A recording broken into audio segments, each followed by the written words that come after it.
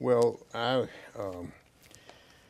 as I mentioned to you, I was president of a local branch of the NAACP in Franklin.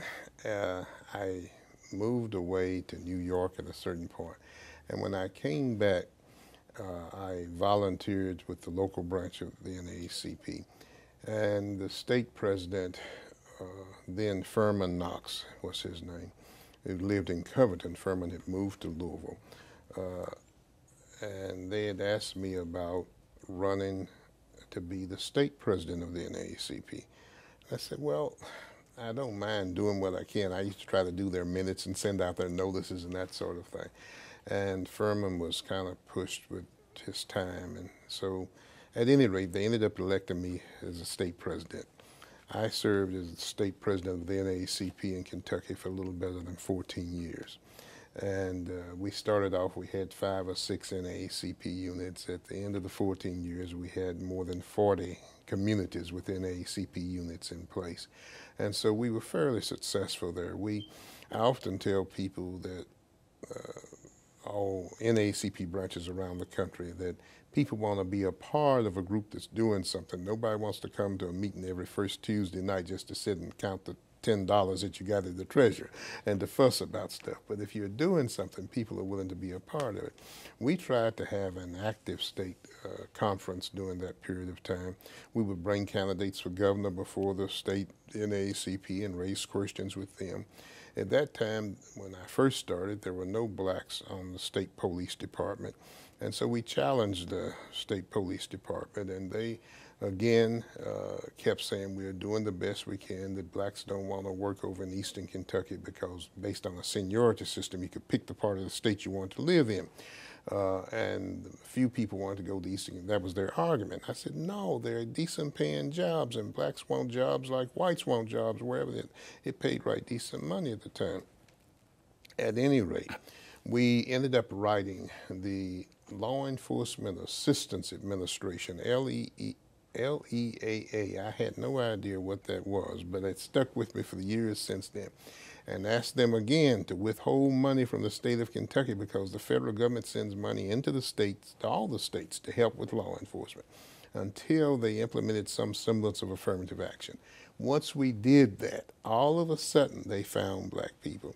And I have to tell you the story. You asked about Kevin Cosby. The one trip I do remember, Kevin and I were coming back from Richmond one evening, and a state trooper pulled me over, and he was a black trooper. And he said, but John, why don't you tell him that you helped me? I said, no, we were speeding, Kevin. We really shouldn't. And I say the last ticket I got was from a black trooper, but that's all right. It's been a few years back, but I'm glad to see that they're there. But at that time, there were no blacks on the state police department. Mississippi, Alabama, all these states had black police officers, but Kentucky did not have a one at the time. When we talked about Kentucky divesting monies from South Africa, the University of Kentucky had investments in South Africa, and the former governor, Happy Chandler, a good man for some things. He helped to integrate baseball. He was commissioner of baseball and did some good things as governor. But while on UK's board, made some awful statements about South Africa and how all the N-word people he knew were happy and that sort of thing. And people asked that he be removed, and he eventually left the board. But it was our effort to talk with John Brown. Matter of fact, the Happy Chandler incident occurred after the Brown administration. But we asked Kentucky— That's Governor John Y. Brown? Yes. We asked Governor Brown to lead an effort to divest any funds that the state had in Kentucky. They were considering some major investments in Kentucky. I never forget, it came out in the Wall Street Journal. That's where there was an article in the Wall Street Journal, and our convention was in session in, I believe it was in Washington, D.C. This is the NAACP? The NAACP's national convention. And some people wanted to bring a resolution on the floor to condemn the governor of Kentucky.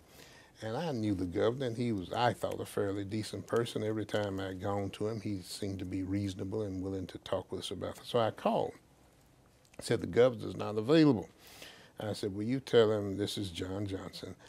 and that they fixing to adopt a resolution that's going to blast him. Now, he can not be available if he wants to. Well, by the time I got back on the convention floor, I never will forget, they announced on the convention floor that the governor of Kentucky has tried to reach Delegate John Johnson from Kentucky. I called Mason John, if you can block that. Said, I promise you, we will not invest in South Africa. He had some interest in higher political office at the time.